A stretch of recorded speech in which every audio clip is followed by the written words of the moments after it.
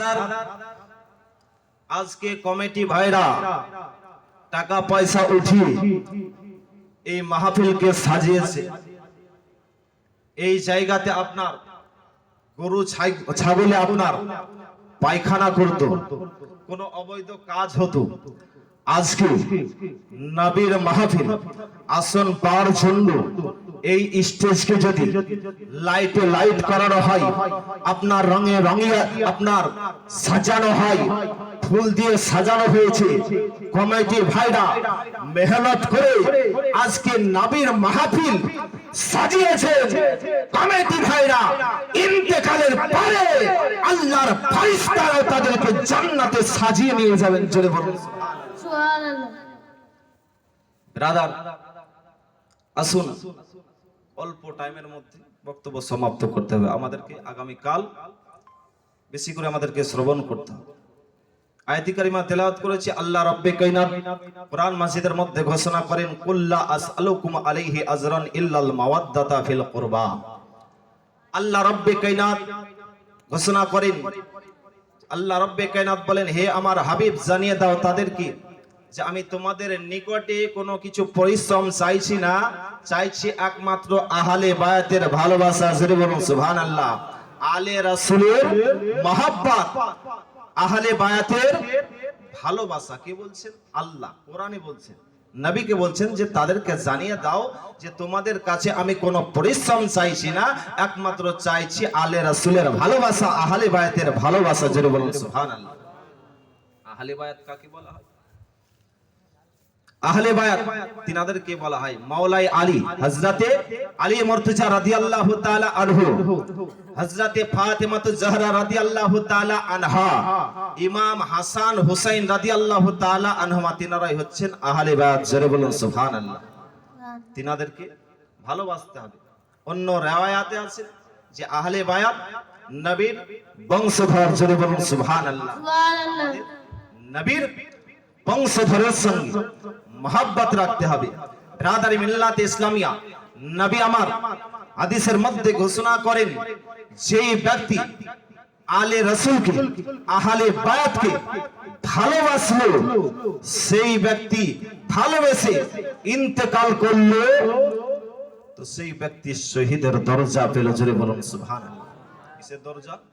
শহীদের দরজা পেল। নবী আমার বলেন, যেই ব্যক্তি আহলে বায়াতকে ভালোবেসে ইন্তেকাল করলো, সেই ব্যক্তি তওবা করে ইন্তেকাল করলো। নবী আমার বলেন, যেই ব্যক্তি আলে রাসূলের সঙ্গে মহব্বত রেখে কবরে গেল, সেই ব্যক্তির জন্য আল্লাহর ফেরেশতা মালিকুল মউত এবং মুনকার নাকির ফেরেশতাদেরকে বলবেন, এই ব্যক্তিকে আযাব দিও না। জোরে বলুন সুবহানাল্লাহ। ব্রাদার, তাহলে যদি আপনি দুশমনি রেখে আলে রাসূলের সঙ্গে দুশমনি রেখে আহলে বায়াতের সঙ্গে দুশমনি রেখে যদি কবরে যান, কি হবে? তার কপালের মধ্যে লেখা থাকবে আল্লাহর রহমত থেকে সেই ব্যক্তি বঞ্চিত, দূরে থাকবে। ব্রাদার, জান্নাতের একটা খুশবু পাওয়া যায়, জান্নাতের একটা খুশবু পাওয়া যায়। নবী আমার বলেন, যেই ব্যক্তি আহলে বায়াতের সঙ্গে দুশমনি রেখে আলে রাসূলের সঙ্গে দুশমনি রেখে কবরে যাবে, সেই ব্যক্তি জান্নাত তো দূরের কথা, জান্নাতের খুশবুটাও পাবে না। ব্রাদার, আলে রাসূলের সঙ্গে মহব্বত রাখুন। আগামী কাল এই স্টেজে আলে রাসূলের আগমন হবে। আলে রাসূলের সঙ্গে মহব্বত রাখুন, ভালোবাসা রাখুন। ব্রাদার, কোন ব্যক্তি যদি আল্লাহর ওলির সঙ্গে দুশমনি রাখে, কি হবে? নবী আমার হাদিসের মধ্যে ঘোষণা করেন, মান আদালি ওয়ালিয়ান ফাকাদ আজানতুহু বিল হারবি। যেই ব্যক্তি আল্লাহর ওলির সঙ্গে দুশমনি রাখে, সেই ব্যক্তি আল্লাহর সঙ্গে ঝগড়া করে, জং করে। আচ্ছা, যেই ব্যক্তি আল্লাহর সঙ্গে ঝগড়া করে, তার হাসর কোথায় হবে সেই ব্যক্তি মরার পরেই বুঝতে পারবে। ব্রাদার, আল্লাহর ওলির সঙ্গে মহব্বত রাখুন, ভালোবাসার এখন আমরা পীর পেয়েছি, আলী রসুল পেয়েছি। ব্রাদার মিল্লাত ইসলামিয়া মাওলাই আলী কি জিজ্ঞাসা করা হলো, আপনি তো অনেক প্রশ্নের উত্তর দেন, একটা প্রশ্নের উত্তর দেন তো, যে কোন পশু পাখিতে ডিম পারে আর কোন পশু পাখিতে বাচ্চা দেয়? আমরা তো দেখতে পাচ্ছি কার ডিম, কে ডিম পারছে, কে বাচ্চা দিছে। তো মাওলাই আলী এক কথায় উত্তর দিলেন, দেখবে যাদের কান বাইরে আছে তারা বাচ্চা দেয়, যাদের কান ভিতরে তারা ডিম পারে। জোরে বলুন সুবহানাল্লাহ। যাদের কান বাইরে তারা বাচ্চা দেয়। মানুষের কান বাইরে বাচ্চা দেয়, গরুর কান বাইরে বাচ্চা দেয়, ছাগলের কান বাইরে বাচ্চা দেয়, মুরগির কান ভিতরে ডিম পারে, হাঁসের কান ভিতরে ডিম পারে, টিকটিকির কান ভিতরে ডিম পারে। মাওলাই আলী এক কথায় উত্তর দিলেন। ব্রাদার মিল্লাত ইসলামিয়া, মানব জাতি কি আল্লাহর ফেরেশতা জিবরিল আমিন এসে বলতে আছেন, মানব রূপে জিবরিল আমিন আপনার মাওলাই আলীর দরবারে এসেছেন, এসে প্রশ্ন করতে আছেন, এ মাওলাই আলী বলো তো যে জিবরিল আমিন এখন কোথায় আছে? জিবরিল আমিন এখন কোথায় আছে? নারে তাকবীর, নারে রিসালাত, নারে হায়দারি। আছেন হে মাওলাই আলী, তুমি তো অনেক প্রশ্নের উত্তর দাও, এখন বলো যে এখন বর্তমানে জিবরিল আমিন কোথায় আছে? হযরত আলী মুর্তজা রাদিয়াল্লাহু তাআলা আনহু তিনি চোখ বন্ধ করলেন, সাত আসমান খুঁজলেন, জিবরিল আমিনকে খুঁজে পাওয়া গেল না, সাত জমিনকে খুঁজলেন, জিবরিল আমিনকে খুঁজে পাওয়া গেল না। দর্শকের মাঝে আপনার খোঁজা হলো, আপনার জিবরিল আমিনকে খুঁজে পাওয়া গেল না। মাওলাই আলী বলতে আছেন, আনতা জিবরিল, তুমি জিবরিল, অন্য কেউ হতে পারে না। জোরে বলুন সুবহানাল্লাহ। ব্রাদার মিল্লাত ইসলামিয়া, তিনারি বেটা আগামী কাল এই কৃষ্টপুর মাদ্রাসাতে হাজির হবেন। জোরে বলুন সুবহানাল্লাহ। আসুন ব্রাদার, অল্প টাইমের মধ্যে আমি বক্তব্য সমাপ্ত করব। হুজুর হাজির হয়ে গেছেন। ব্রাদার আসুন, মা ফাতেমার জীবন কাহিনী একটু অল্প সময়ের মধ্যে শুনে নিন। ব্রাদার, মা ফাতেমাতুজ জাহরা রাদিয়াল্লাহু তাআলা আনহা তিনি কত কষ্ট করে সংসার চালিয়েছিলেন। ব্রাদার মিল্লাত ইসলামী, মা ফাতেমাতুজ জাহরা রাদিয়াল্লাহু তাআলা আনহা বাড়ির কাজকর্ম করতেন, পানি নিয়ে আসতেন, ঝাড়ু দিতেন, আপনার জাতাতে আপনার গম পিসাই করতেন, জও পিসাই করতেন। হযরতে ফাতেমাতুজ জাহরা রাদিয়াল্লাহু তাআলা আনহার হাতে আপনার ছিলকা পড়ে গেছিল, গট্টা পড়ে গেছে। মাওলাই আলী ফাতেমাতুজ জাহরা রাদিয়াল্লাহু তাআলা আনহাকে বলতে আছেন, বিবি তোমার আব্বা জানের কাছে অনেক গোলাম আছে, একটা গোলাম গোলা নিয়ে আসো, একটু কাজকর্ম করবে। ফাতেমাতুজ জাহরা রাদিয়াল্লাহু তাআলা আনহা নিজের স্বামীকে সঙ্গে করে নিয়ে দয়ার নবী মুস্তাফা সাল্লাল্লাহু তাআলা আলাইহি ওয়াসাল্লামের দরবারে এসে হাজির হলেন। আসার পরে বলতে আছেন, ইয়া রাসূলুল্লাহ, ইয়া হাবিবাল্লাহ, নবী গো, বাড়ির কাজ কর্ম করে আমার হাতে যেন ফসকা পড়ে গেছে, আমার হাতে যেন ছিলকা পড়ে গেছে। ইয়া রাসূলুল্লাহ, ইয়া হাবিবাল্লাহ, নবী গো, আপনার কাছে অনেক গোলাম রয়েছে, একটা আমাকে গোলাম গোলা দিয়ে দেন, আমার বাড়ির কাজকর্ম গোলা একটু করবে। নবী আমার বলে, বেটি ফাতেমা শোনো রে বেটি, না না তোমাকে গোলাম দেওয়া হবে না। বলে, আব্বা গো, কেন আমাকে গোলাম দেওয়া হবে না? নবী আমার বলতে আছেন, বেটি ফাতেমা তোমাকে গোলামের থেকে একটা উত্তম জিনিস আমি দান করব। জোরে বলুন সুবহানাল্লাহ। হযরতে ফাতেমা বলতে আছেন, আব্বা গো, কোন জিনিসটা আমাকে দান করবেন একটু দয়া করে বলুন। নবী আমার বলে, ফাতেমা তুমি যখন রাত্রি বেলায় ঘুমাতে যাবে রে বেটি, তখন তুমি আয়াতুল কুরসি পাঠ করে নাও, আর 33 বার সুবহানাল্লাহ, 33 বার আলহামদুলিল্লাহ, আর 34 বার আল্লাহু আকবার পাঠ করো। গোলামের থেকেও এটা হচ্ছে অতি উত্তম। জোরে বলুন।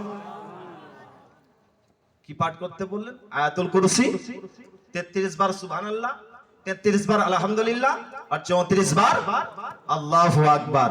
এটা মা বোনেরাও পড়ে, বাবজি ভাইরাও পড়েন, পড়েন না পড়েন না পড়েন। ব্রাদার মিল্লাতে ইসলামিয়া বেটিকে বলতে আছেন, বেটি এই তাসবিহটা তুমি পাঠ করবে। তোমার যে হাতে আঘাত হয়েছে, কষ্ট হয়েছে, দুঃখ কষ্ট হয়েছে, সমস্ত দুঃখ কষ্ট দূরে সরে যাবে। জোরে বলুন সুবহানাল্লাহ। এটা আপনি নামাজের পরেও আপনি পাঠ করতে পারেন।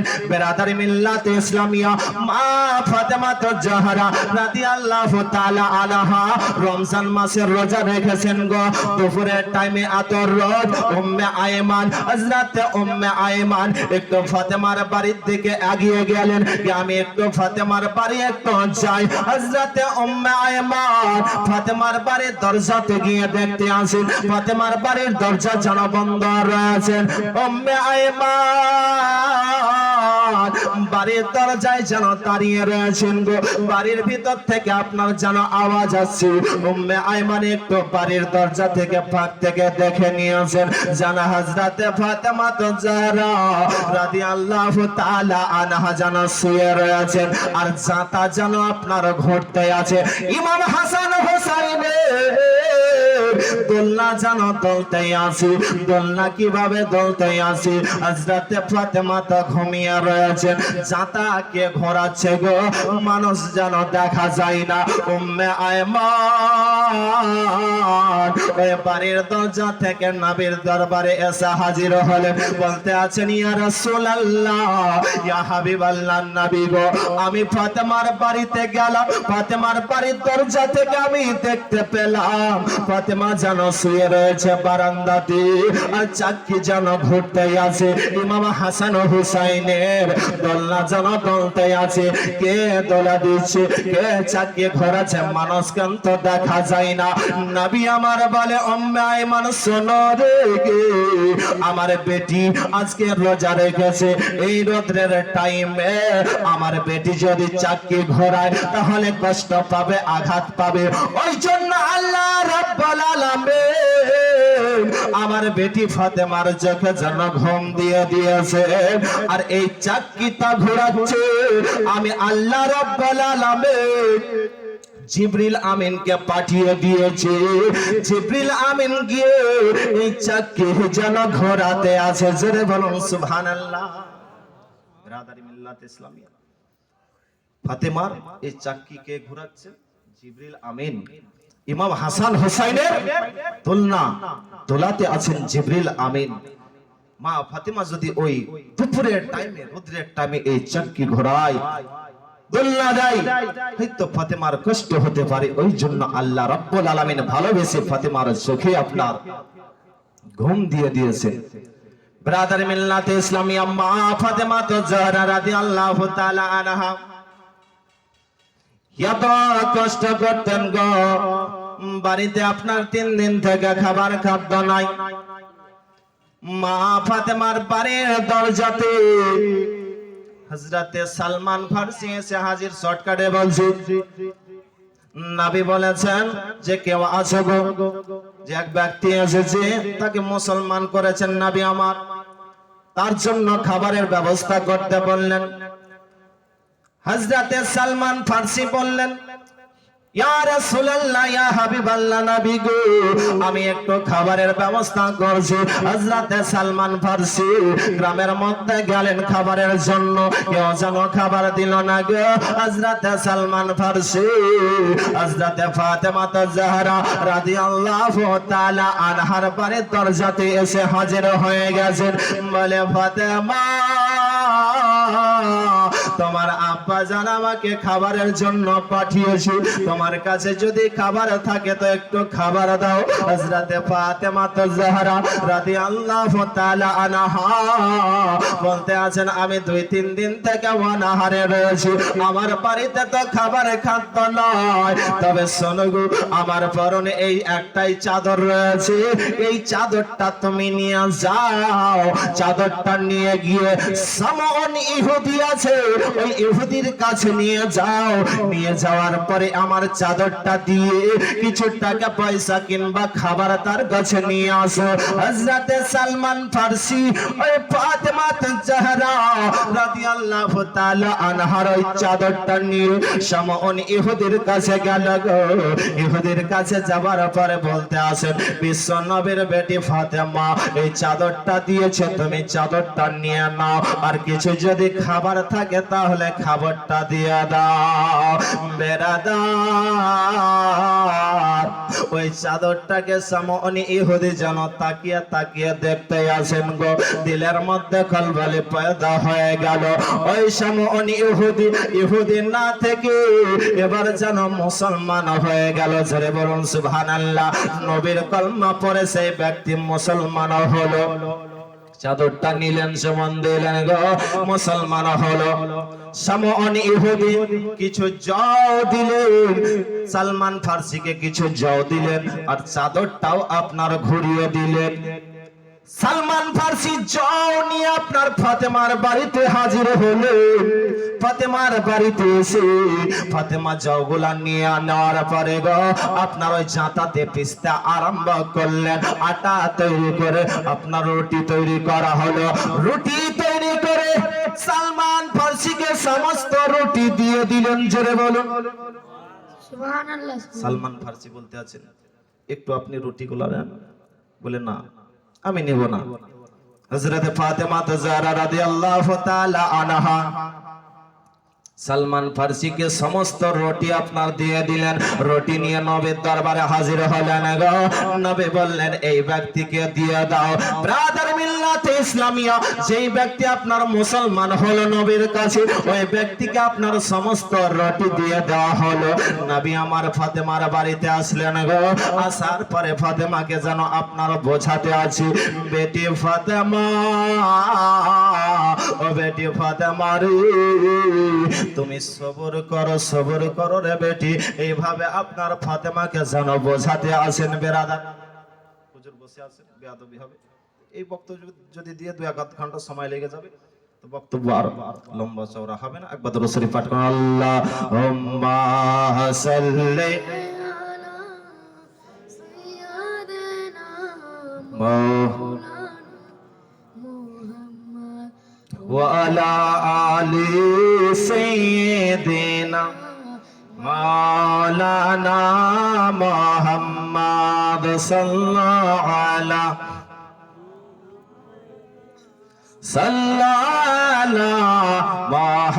محمد صلى على محمد मोहम्मद हरदम ज़बा पाक नबी मोहम्मद हरदम ज़बा से निकलो शफीआना मोहम्मद। একটা গজল মায়ের সামনে পড়ে আমার বক্তব্য সমাপ্ত। একবার মহব্বতে বলুন সুবহানাল্লাহ। বলি